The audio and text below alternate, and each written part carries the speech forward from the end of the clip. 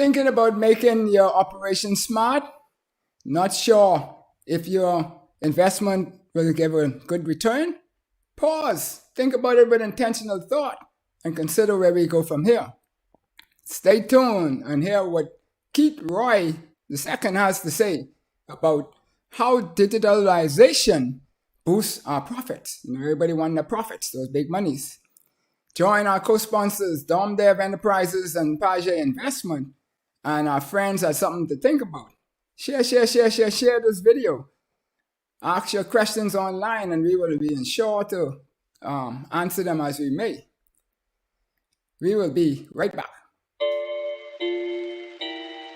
Something to Think About with Dale Happy Knowles.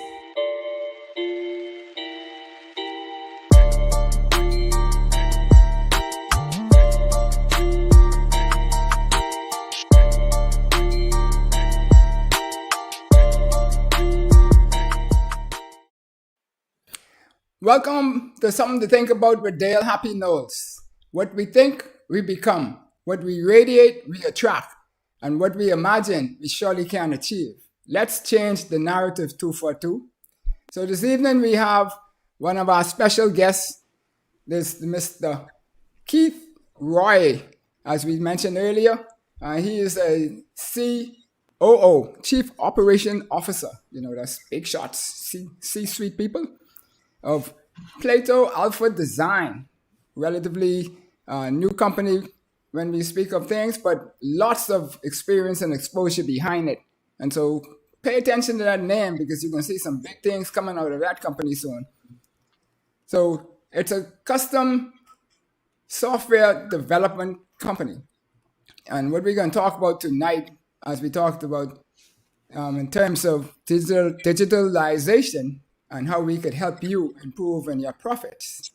And so what we want to do is to welcome Roy to the show. Mr. Roy, or shall I call you Keith? Or you could call me Happy. I'm not sure which one you want me to call you. Yeah, you can call me Keith. Keith is fine. Glad to be on the show. Great to be here. Awesome. Great. And so, what we believe is always an important thing. And you believe that the growth mindset, and that just won my heart right there when I saw that the first time. The growth mindset leads to measurable results. Because I'm a big mind person, What inspired that? Well, those thoughts. It's a great question. What really inspired me to use that is the fact that to grow means that you're always willing to learn. And in life, you cannot be so starstruck on any sort of position that you're in. It's very important that even if you're quote unquote successful, you still want to always be growing. You still always be learn. You want to always a growth mind, which is enforced within myself day in and day out. Always try to be 1% better every day. Where I started in this, say a few years ago, I'm definitely further along than I am now. I have a long way to go.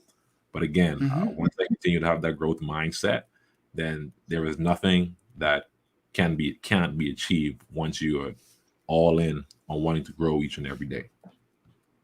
Awesome. I like that positive, that positive attitude, because that is key for success as a whole. Now we're talking about digitalization, and that term might be not too popular with the regular persons who are not in the industry. And so we'll just give a few definitions for the benefit of everybody, so that we make sure that we're all on the same page. And so Gartner's definition, first there's 3 phases to it, as you know. But digitization and digitalization, and then digital business transformation as well. So, but let's just jump to the one. That's the first one, which in the 3 stage, which says that when we takes an analog process and changes it into digital form without any different in-kind changes to the process itself. So that's pretty much like paper scanning it or putting a picture up there and stuff like that. That's stuff that we do from the past, right? Right. And so now when we go to the main one we can talk about today is the digitalization. And it says to take the analog process, to use the digital technologies to change a business model and provide new revenue and value producing opportunities, right? Did I say that right? No? I Yeah. read the Yeah. wrong one. Okay, cool. And that's the key to the one where I think we need to go to because the Bahamas is about a couple decades behind, even though we were ahead before everybody and so forth. But then at the end of the game, everybody wants to get to be able to be transformative. And so when we talk about digital business transformation, is the process of exploiting digital technologies and supporting capabilities to create a robust new digital business model. And that's where the big bucks start kicking in when we match those models with what the customers want and need. And so that digitalization is what we really want to tackle on today, which is with companies like yourselves who really help persons with DOM, Dev Enterprises. My company also does it. We do more consultancy. You do hands-on network type activities. Is that fair to say? Correct? Yeah. Well, I focus mainly on more software development type things. But yeah, definitely networking would come into play as well when it comes to building out software development products. Cool. So we're gonna deep dive into that a bit, but as we go continuously. So Ken Blanchard, I don't know if you know him, but he is a very astute guy, and he said that profit is the applause that we get from taking care of our customers. And so when we say that we want this show to be able to show people how to get the profit, we tend to always think that profit is only money, but it's more than that. And I'm sure your systems will show pretty much like CRM systems will show how we could get customer satisfaction and the rest also, and the like. So, but Peter Drucker also said the purpose of business is to create and keep a customer. So let's focus first on the money side because that's the one that most of us really understand and feel, right? And so when we look at that, we know that profit is the what we retain from our revenue in all intents and purposes after we kill all our costs and so forth. And so what we want to know here is then why would digitalization be key to that process so that we could streamline and make that profit bigger? It's a good question. So, like you said, a lot of businesses look at profit as far as making money, right? And making money is great. However, in today's time, we have to start looking at not only how to make money, but how can we save money? Because saving money is still making money at the end of the day, because the more you can keep, the more you can essentially make. And software does a great job in allowing companies to save time and save money by implementing digital processes that automate mundane tasks that an employee would essentially do, right? So I would look at software that does three things, right? You could have software that directly increases the gross profit of a business. You could have software that directly reduces the amount of time it takes to operate within the business, or you can have a software that does both. And essentially, you would want to implement a digital strategy or a digital solution that can actually save you time and money and actually make you money while it's happening at the same time. And it is definitely possible. But what a lot of businesses struggle in understanding is that when you decide to digitalize a process or digitalize a certain aspect of the business, you're essentially changing that business model entirely. And a lot of companies in the Bahamas are very skeptical of changing something that already works, right? A lot of times businesses, they have the mantra where If it isn't broke, don't fix it. And that is great. However, you have to factor in opportunities that you are leaving on the table by not implementing digital strategies that can effectively increase your bottom line and decrease the time it takes for you to operate in that business. Right. And that is a big thing that you say that, excuse me, that reluctancy to change, and particularly change in the digital arena, because like I mentioned earlier that, we like 20 years behind, because some of the stuff we've been put on the table from way back when, but the appetite wasn't there. But COVID came along and slapped us a couple of times, and now everybody seemed to be digitally minded, which is good. It's great. Right. So we make some good things happen on that point of view. So two other areas of profit would be, excuse me, two other areas of profit would be to customer satisfaction, and also reliability, keeping your business operating, and so forth. And so, do you operate in that space also? Most definitely. So I'll give you an example of one of the projects that I would have worked on at my time working at Bahamas. So we had to implement a process during COVID, which was a disconnection process that would automatically determine who is eligible for disconnection, and then essentially disconnect those customers. At the time, as you would have known, a lot of the big companies could not have disconnected customers because obviously with COVID, able to work, so on and so forth. Before that time, there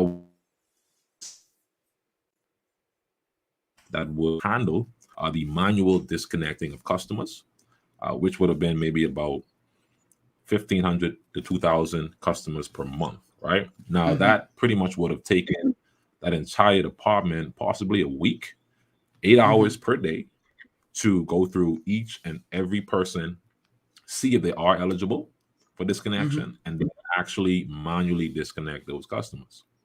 However, implementing a solution, a digital solution, that with the use of APIs, you can quickly determine who is, and you can use those APIs to then connect these customers and then notify them. Hopefully, they can pay for this connection amount to be reconnected, right? But implementing a system like that took about maybe, let's say, about 7 weeks to develop. However, the turnaround time for that is that now there isn't a single human being that needs to be involved in the process to automatically disconnect customers that are eligible. Before, an entire team would manage that process, and it would take about 5 to 7 business days. Now, it would probably take about 30 to 45 minutes in a single day to do the task that an entire team would have had to undertake. Now, if you think about that, not only are you saving time, but you can essentially reallocate those resources Right. in the business to focus on things that would actually drive revenue, right? If you have the majority of persons working in the business doing things, mundane tasks, just to keep the business afloat, you have to now spend additional resources to bring in persons that can now drive revenue to the business. And what you really want, or what businesses really should look to achieve, is to try to automate as much operations that they can within their business, so that they can hire persons with specialized skills that can now operate in a way that is driving revenue and is actually adding to the bottom line of the business. Right. No, and you mentioned that, which is right on point, because when we talk about these things, and a lot of people feel that, okay, they'll just get rid of the staff and that will kill the revenue, kill their salaries, so that means that their profits will go up. But they forget that people were doing things and people were causing things to happen. And so, yeah, machines become very great in their system, but you still need people to make those dynamic decisions. And it's very important, like you mentioned, to reposition them, reallocate those persons, because you already invested in those people a lot. And so why would you send them out to then go be hired by your competitor? Right? Just find better use for them. And my former place, what we used to do is say, let's put them in our core business. Then we want to get more people in the core and less in the peripheral business, or the, as you call it, mundane portions of the business. Right, right. Yeah. Cool. All right. So from that customer satisfaction point of view, though, we have the internal customer and the external customer. And so a lot of persons may not even look at that. They only look at the external customer. So how do systems help the businesses with the internal side of things? Communications between departments, or how departments interface with each other, because that's just a micro systems in a big system. Yeah, well, there are two caveats to that, right? So in terms of communication, I would always encourage businesses to use something along the lines of, let's say, Google Meet or Teams that would allow them to interact with their employees very easily via actually messaging, direct messaging, or video chatting. But if you are a business and you have to use, let's say, a CRM, or you manage your business with some sort of back office system, right? You want to make sure that system is very intuitive but very simple, so that the employee does not have a hard time figuring out how to use the system. Think about it. You have a company and you have someone working in customer service, whether that's at a call center. They would have to log into, let's say, a back office that would allow them to see all of the information relevant to a customer. Now, if that CRM is not simple enough to deliver the customer satisfaction that the customer is looking for, then it's going to be very difficult to even get the results you're looking for in terms of customer satisfaction, customer success. An employee that essentially is happy doing their job, or is happy using the tools that enables them to provide the highest level of customer service, is a win-win for both persons, right? So you want to make sure that the system that you are implementing in your business is simple, intuitive, and can easily be integrated into your other system, because that is another thing that a lot of businesses are starting to have issues with, where there is a certain need for a certain function of the business. So they either purchase or develop an entire system specifically for that. And then they have another function where they would have to purchase another system that does that specific thing. But none of these systems talk to each other. And now what you have is an employee that has to log into 3, 4, 5 different systems and have to duplicate efforts for each system, making it an entirely tedious process to do their job, because nothing talks to each other. So in my opinion, having a system that is easily integratable and having a system that is simple will ultimately increase the customer satisfaction internally, or the employees' willingness to work, which will then transcend to showcasing better customer service to your customers. Right. And so now they're happy, customers, internal customers, because however they treat the customer on the outside is or however management treats the staff is how the employee will treat the customers on the outside, which is great. So Ruby Ann Burroughs here is saying great customer service is very important in any business.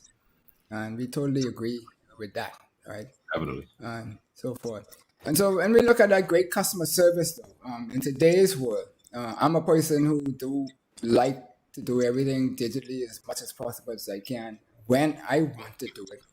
And the digitalization process affords companies the opportunity to be 24/7, which is an expansion of their business, because if they were only operating 9 to 5 before, now they could operate even further. So you want to talk a little bit to that?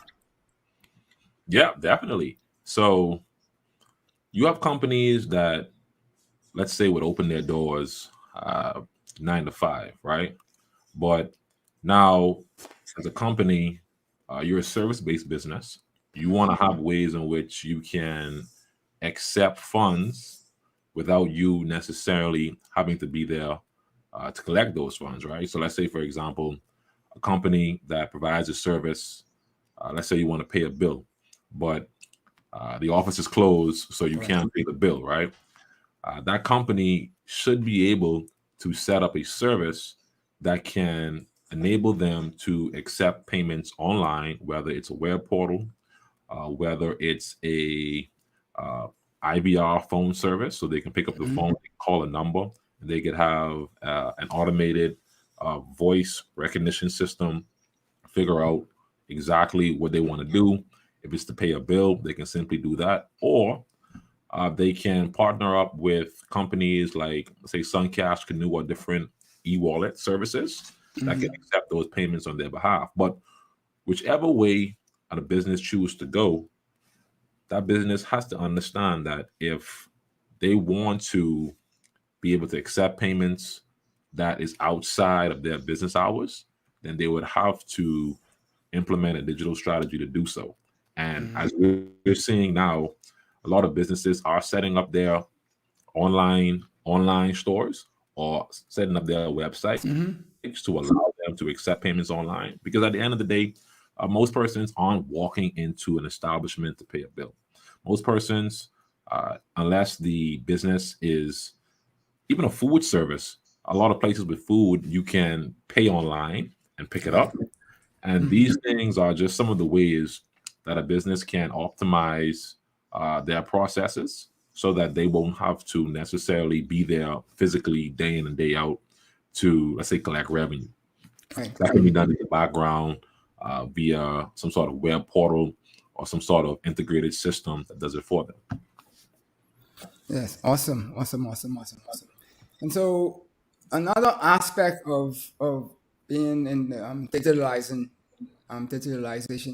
processes from a business continuity, because in the old days when mom and pop was in the store, one of the two of them had to be in the store for the store to function, right, and so forth. But now we want businesses, and we go online. We want it to stay online. We want it to stay up. We want it to be available all of the time, and we want access from anywhere. Sorry if that don't really mean you're into them people no more, but anyway, So, but that's where that came from, actually. So we're everywhere. We want to be everywhere as a customer that use our service and get service anywhere and everywhere for it. So how does the digitalizing and then digitalization changing the business model cause us to be more reliable, to have access to services longer and at a higher rate of quality of service? Let me say it that way. Well, the first thing you have to consider is that a computer can do things most times much better than a human can ever do. So we have to understand that if there is something that can be automated, you should automate. If there is a process that can be tweaked digitally to make the, I guess, the operation more efficient, then do that. But like I said earlier, a lot of companies are afraid, whether it's a matter of not understanding how things work in the digital space. I can tell you, had a few clients of mine when you would discuss about as simple as accepting online payments, they are afraid that maybe some information can get hacked or stuff like that. And they would rather do things the old tried and true way, which again, it may be working, but you're leaving a lot of money on the table by not actually using all of your different possibilities to the customer. So again, like I try to encourage a lot of businesses that if they are able to digitize a sector in their business that does need some sort of upgrade or some sort of more efficient process, to do that. And most times, from what I've seen as well, a lot of companies don't quite know how to do it. So it is up to us as the technical experts to continue to educate and to get the word out there that there are alternative options for you. And simply by promoting and simply by making persons aware, uh, slowly but surely, more and more companies are going to uh, go to digitizing their platforms by implementing these solutions. Right. And you mentioned a word in there just now, security, which is big on most companies' docket on the table, and even the customers, they want to know security because I'm a very comprehensive digital user. Also, I always ask people when they send me petitions, what's the laws? Can somebody change it and use my signature to do funny things with it? And Right. so, how do we show people that digitalization increases our security and not reduces it? Well, the first thing you have to let them know is that, uh, well, what we do at Plato Alpha is ensure that, hey, our systems are compliant with all the compliances that security would actually send to us. We also ensure that the systems we build are secured, whether it's on the cloud or on premises. And it's just about educating the customer, right? So, yeah, both you and I are technical experts, so we understand exactly if a system is secure or not.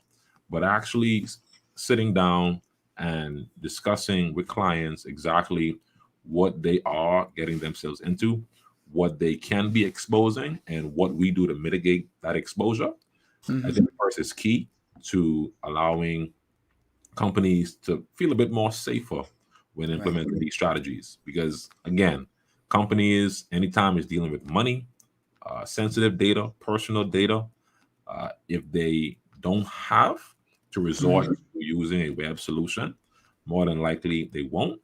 But if we can show that the solution is secure, and on top of the security, it is more efficient, and other persons around the world, other companies around the world are executing these same solutions, a lot of businesses will now start to feel a bit more comfortable implementing these strategies. Right. And so we just went through two major things in Hurricane Dorian and our friend COVID-19. I shouldn't say we've gone through it because we're still going through one of them. But um, in terms of disaster management, how does the systems help companies in staying with the business continuity, I guess, of sorts, to staying afloat, staying operating, and being flexible? All right. Well, again, uh, like Ruby and Boris would have said, ease of doing business online is very easy. Also, having systems set up makes it very simple to have, let's say, employees work from home for whatever reason. If all of your operations are based solely within your brick and mortar business, then it would be difficult to move those operations remote. But if a lot of your operations are done in a way where the system can be accessed via VPN of sorts, so on and so forth, then like we would have seen with companies here now, they were able to migrate the majority of their workforce to work from home simply because those systems were accessible via VPN on a remote device, and business could have run as usual. That definitely was the case at my time at Cable Bahamas when the majority of us had to now work from home. So we had to support the business from home, which Right. that's very interesting.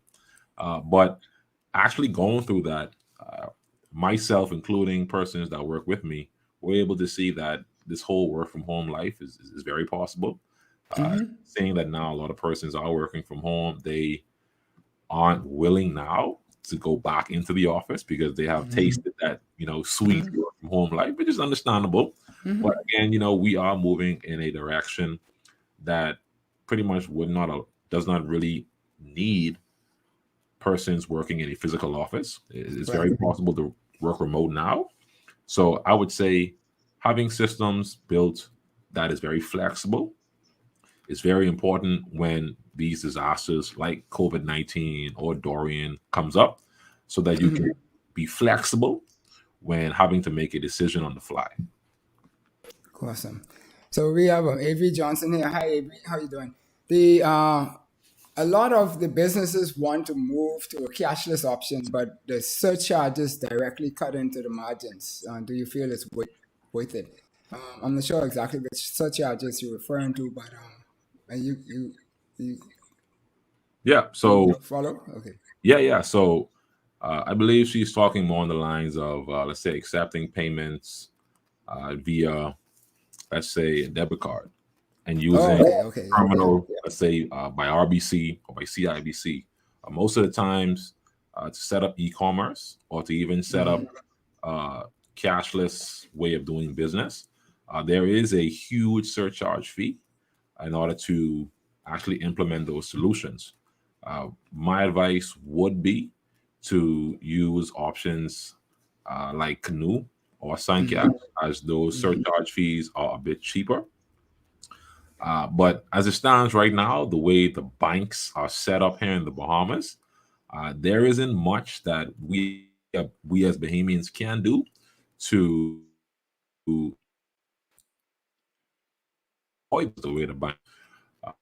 My advice, I would say, is to try different options like Canoe or Suncash because they do provide better options and better alternatives for companies looking to have cashless options when they operate their business.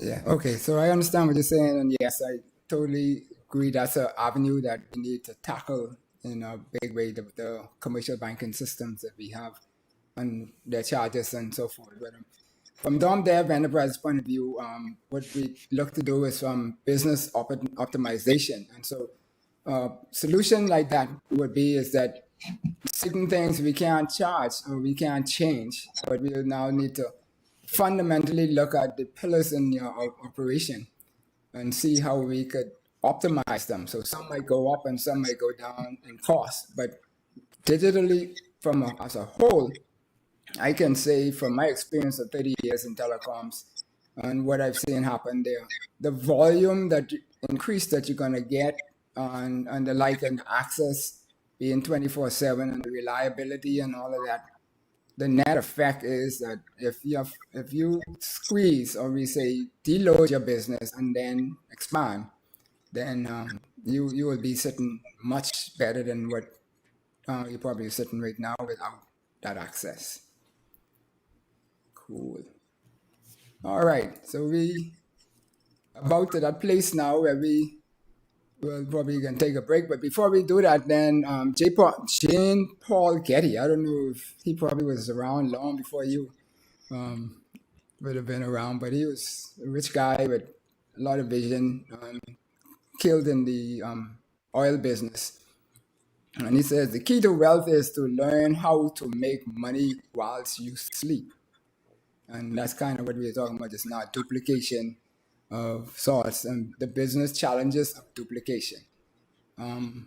With your computers, you take away make that excuse takes that away. The excuse of saying that you can't do this and can't do that, because you free up staff on human capital to do things that the computers don't do. I think that's the attitude that we ought to take in sizing our businesses to what we need to do. Would you agree with that? Yeah, most definitely. I would agree. That definitely is the case. Awesome. So before we go to the break, then tell us who would not want to do all of these things. I would say someone that's not willing to grow, someone that is okay with being stagnant, a business that I would say is comfortable. And, being in this industry for 2 years, I have personally seen businesses become comfortable in what they've done and what they have been doing for years. And I assure you, other companies are picking up on that. And a lot of times that can be to a company's detriment when they don't pretty much prepare for the next stage, right? You can have a company on a business model that works, that makes money, but unless you are preparing for what's next, you risk yourself and your company from ultimately becoming extinct. We see it all the time with Blockbuster, with the rise of Netflix. We've seen it with companies like Toys R Us and other similar companies that are big retail chains. Amazon, eBay pretty much destroyed all of those business models. So you have to always try to find ways that you can succeed in this market, because inevitably the market is always changing, and you want to be as flexible as the market itself to gain long-term success in your business. Okay, so we hearing that the commercials aren't available right now, so we will just continue on. And Okay. Royal, she was saying that digitize or die. That sounds like a young person saying, because some old people, or elderly people, I shouldn't say old people, will might have a different attitude to it. Even though my mom trying to put on WhatsApp a couple of years ago and stuff was a challenge, but now I think she uses that more than me, and so forth. But for those who are out there who are now getting their appetite tantalized, tell us, how do transformational engineers like ourselves help businesses and people to optimize their profits? How do we go about that process? All right. So, as a software engineer like myself, the first thing that I would do is to first recognize what the pain point is in a business, right? So, digital solution, whether it's through an RFP or whether it's through simply just looking for development work, you want to recognize what the problem is, right? Once you understand the problem, you can now create a tailored solution that will solve that problem, right? You see a lot of businesses, they would try to, like I say, buy solutions that are one size fit all. Here in the Bahamas, it is never a one size fit all solution. We do things much differently than, let's say, our American counterparts or Could you European say that counterparts. again? Because I've been saying that for about 30 years, and people saying the thing I'm saying we special, but they don't seem to understand that we don't do things like how everybody else do it. Right. So the way we do business is much different than our American and our European counterparts. So whenever we go out and we buy software that was built for that market, we now have to essentially retrofit that for what we do here. Most times the solution does not work, or it works, but to a certain degree. So now as a business, you have to ask yourself, if I'm spending $120,000 a year, but I'm only getting $20,000 worth of features out of this product, what exactly am I doing? And what Plato Alpha does is goes in and creates custom tailored solutions that fit the business needs directly, right? Know, take for example, we would have just completed a project for Doctors Hospital that would have recently launched, say about 2 weeks ago, where Okay. currently they were uh, testing customers or outbound customers with a, I want to say, COVID-19 test, but their operations were not that uh, integrated per se. So they would accept forms via a jot form, and from there they would be able to schedule the test, and then obviously you would go to the site, you would take your test, and that whole flow would kick in. However, obviously with Doctors Hospital increasing their operations and actually adding more test sites in different parts of the island and also in the Bahamas, they definitely seen the need to have a centralized integrated system that can capture the entire journey of the customer from when they log in, when they book an appointment, when they go and receive their test and now getting their results back. And that is essentially an example of us creating a custom tailored web solution that directly solves the problem. Sure, they could have purchased some sort of software that does some of the things, but of course, it would not have been able to solve all of their problems directly. Right. Right. So being able to build these solutions and build these solutions locally definitely would assist businesses in actually solving their problems directly. So how would that, or let me ask it this way, was that a solution that would have impacted its financial statements, or is that a customer service more focused solution? Which one of the profits would that have been for? As a matter of fact, it was all. All, okay. Yeah. So now the team or the specimen collectors and specimen processors at DH or Doctor's Hospital, we were able to automate a lot of the processing tasks that they would have done. We simplified it to make it very simple but very effective so that they can continue in their workflow of testing customers. The portal itself, of course, accepts payments for these tests. So now they're able to collect payments online versus before, I believe it was just via cash. Now they're able to accept these payments online. They can now accept payments for appointments that are booked well in advance, which is great for generating revenue. And on top of that as well, the customer now has an actual portal that they can log into. They can see all of their test history. And they can also see all of the information that would have been relevant for that test, which again allows the customer to have a much better experience when testing for COVID-19 at Doctor's Hospital. And on top of that, the actual employees has a system that easily allows them to do their job and do their job much effectively. Okay. Can you imagine if it would have taken, let's say, employees that would test for COVID-19 15, 20, 30 minutes just to handle the operations, whereas having a system that goes boom, boom, boom, and now they can just go and handle the next person. So now that there isn't a long line to get tested because their operations are much smoother, much quicker, much more effective.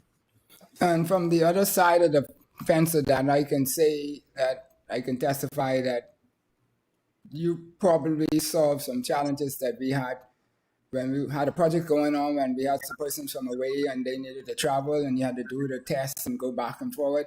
And the amount of time that they spent backward and forward and trying to get their test results, it killed too much of the time that they should have been on site working on the project that we brought them in to assist with. Right. Right. So it's not just the company who's going to benefit, but the customer itself benefits too, because they spend less time. Like in the old days when you used to go to the passport office and you spend a day and you carry your lunch and your all the things and taxi money so you could send the taxi to pick up the children from school or whatever. I don't know.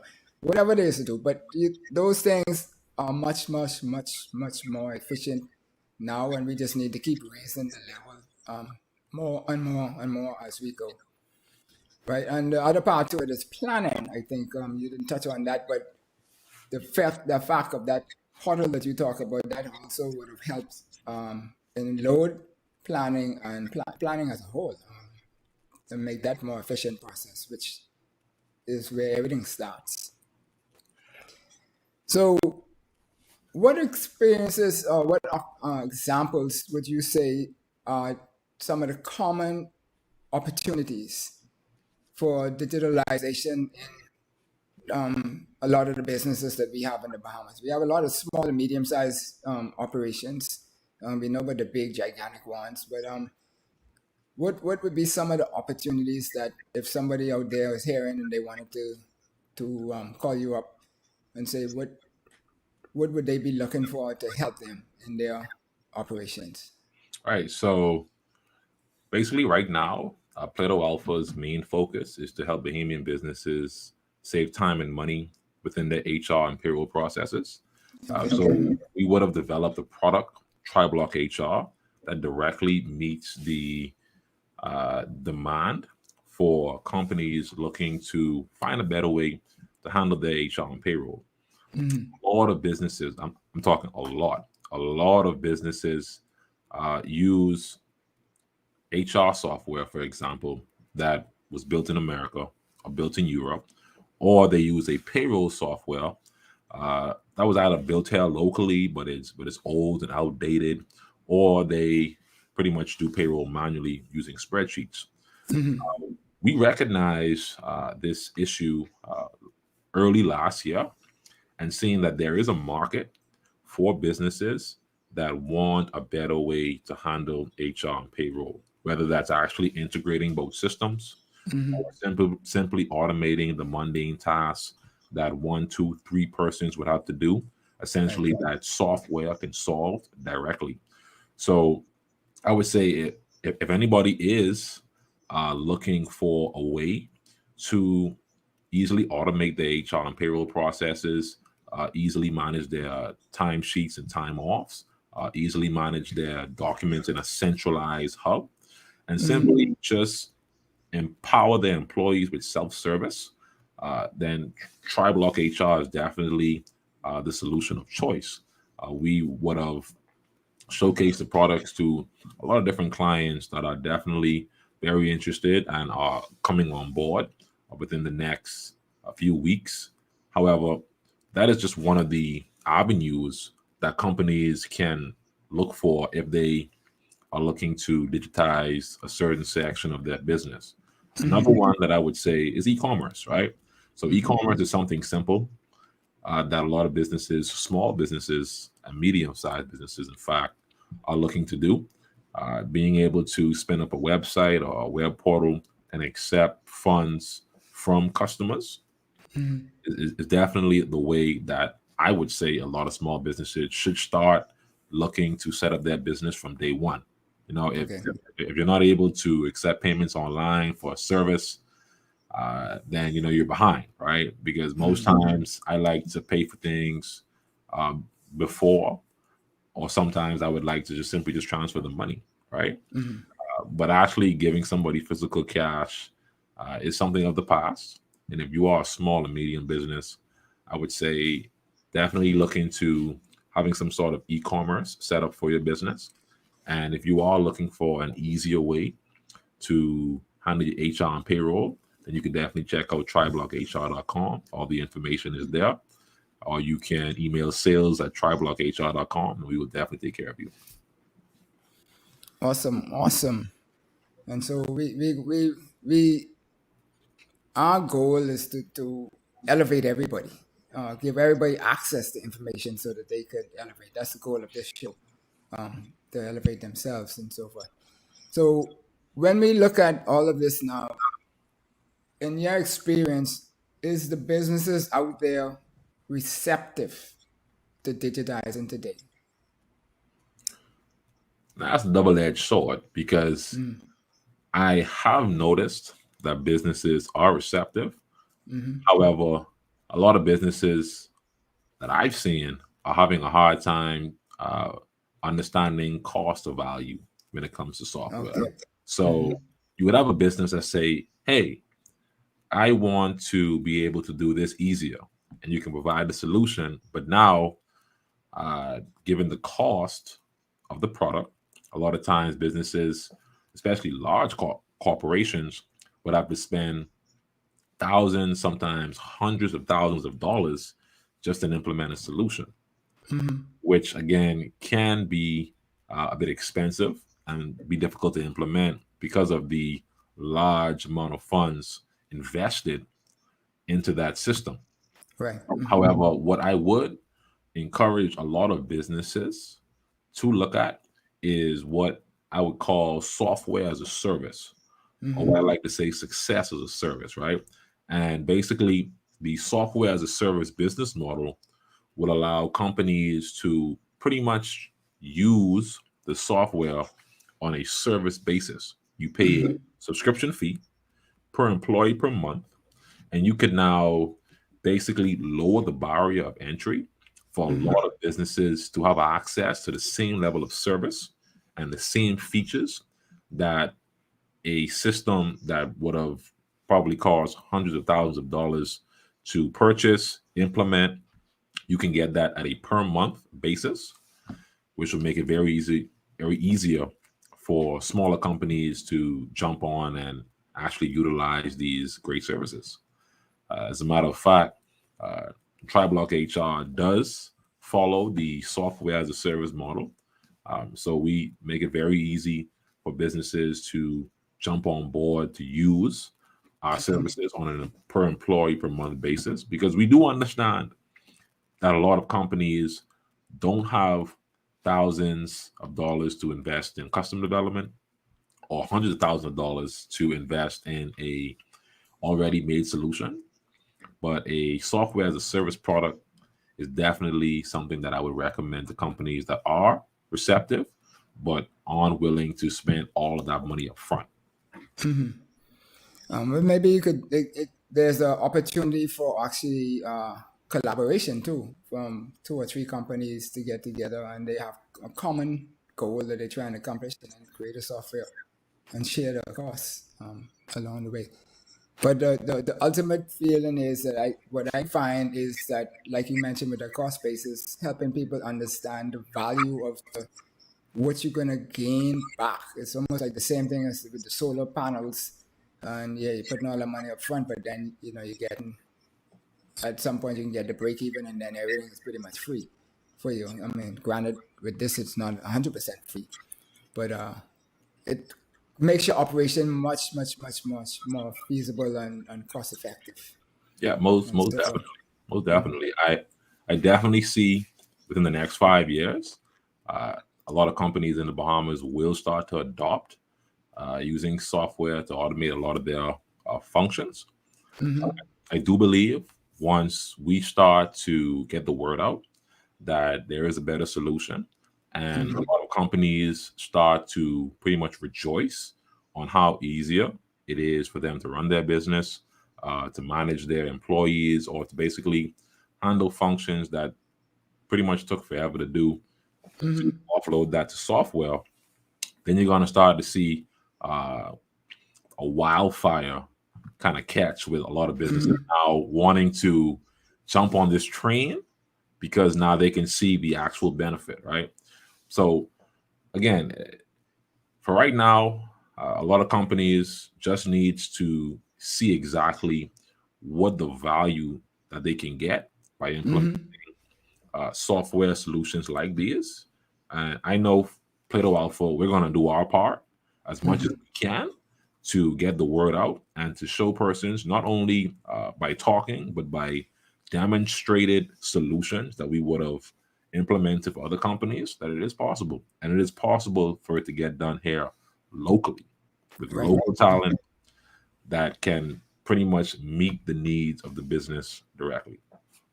Right. Now, we always ask on the show where we go from here. So one of the questions in that segment is this. What do we need in terms of a policy framework or whatever to make this ease of business, to do digitalization easier for the customers? And what do you need as a company from either the government or policymakers or whoever it is out there to make this reality come alive quicker and faster?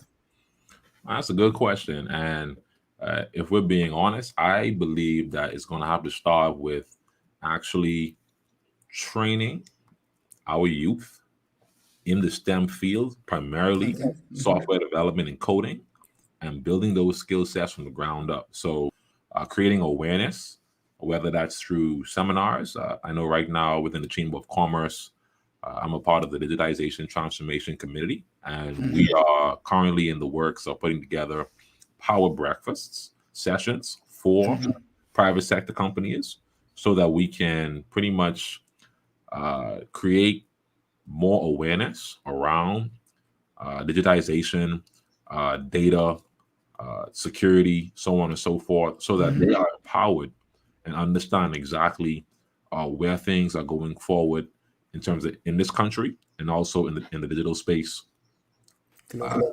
globally as well. Also, being able to find more effective ways to teach children from a young age coding, and actually even implementing coding, whether it's at the public school level, the private school level, or even at the collegiate level, just pushing those different skill sets so that we can create the workforce that can essentially do these niche skill sets here in the Bahamas. Because what I do day in and day out, software development, it is a very niche skill set, especially building business systems. It's a very niche skill set, and it is something that has to be taught on the job. Like, you only learn business knowledge working for a business. So being able to have these programs in place for primary, high school, collegiate levels, and then having companies like myself bring on interns so that they can get a feel and understanding of what it's like environment.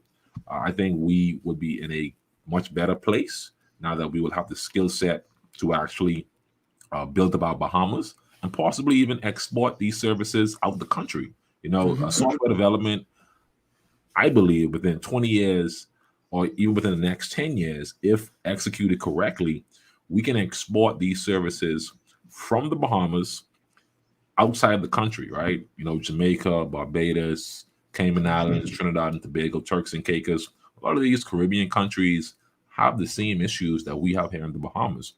And why can't we as a nation, why can't we as technical experts solve their problems here in the Bahamas and export those services outside the country, right? You know, we can't really just always focus on tourism because we know tourism is our number one industry, but as we see, fully relying on tourism is not the way to go moving forward.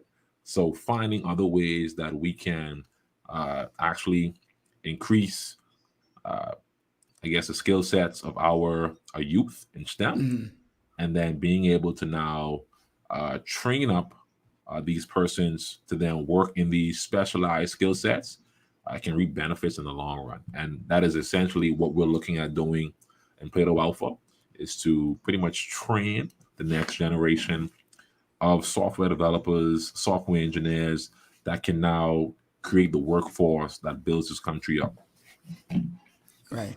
So it sounds like we are, I wouldn't say complete cycle, but back to the era back in the late 70s, early 80s, where a lot of persons in the sector, telecommunication sector, was going through that whole mechanism just now of being trained, upskilled, and then we had the kaboom, where telecoms went all over the country in a big way, and the whole country grew economically, because I always say how the telco went, so did our economy.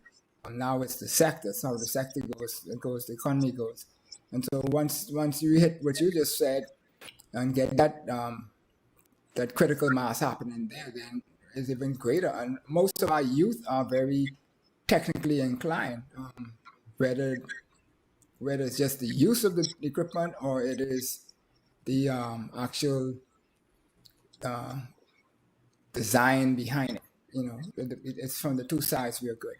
So, you know, one of the things before we go here, we want to know, is there anything that you would like to say to the general public out there? I have actually a lot of questions right now. Anything specific you wonder that I might not cover that you might want to cover? Yeah. Well, basically, I guess I would say that if you are someone that is interested in software development, and let's say you don't know where to start, or you're not sure if there is a community here locally that can support you in your journey in trying to learn software development, there is a Bahamas technology group that my business partner Duran Humes heads. We meet once per month, and we talk about pretty much anything dealing with software development or just tech in general. Also, we're looking forward to having our second annual Nassau Technology Meetup. We would have had it last December. It was definitely great. So if you are someone that did attend last year, please look forward to the one this year. It's going to be much bigger, much better, and we're going to definitely have a lot more dynamic speakers. And also, if you are someone that is looking to get into STEM or just trying to break into this industry, just understand that it is not easy, but if you keep on pushing, you keep on learning, and you network with folks like myself or anyone within the community, you could find that community on Facebook. It will be under the Bahamas Developers Association. Definitely, there is a community here that can help you. And we definitely want to continue to encourage persons like myself and persons that are interested in tech to continue just pushing forward, man, because, you're going to be doing something or working on skills that are going to inevitably push the country forward. And we would not prefer that you take your skills and export it out of the country. We would want you to keep those skills in-house to use for the betterment of what we're trying to do here to build up our precious Bahama land.